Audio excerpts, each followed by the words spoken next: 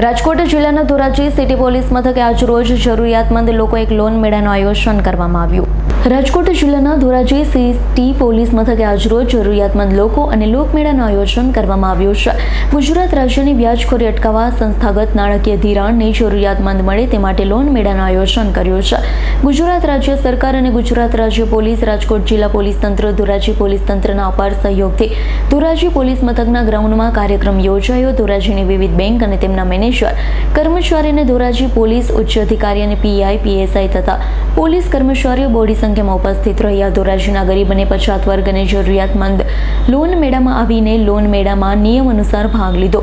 Dhoraji police તંત્રે જરૂરિયાતમંદ વ્યાજખોરીમાં ન ફસાય, જરૂરિયાતમંદોને સરળતાથી લોન મળી રહે તેવો સારો અને ઉમદા કાર્ય કરવામાં આવ્યું હતું.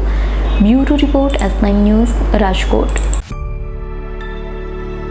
અમારી તમામ માહિતીથી અપડેટ રહેવા માટે જોડાયેલા રહો S9 ન્યૂઝ સાથે.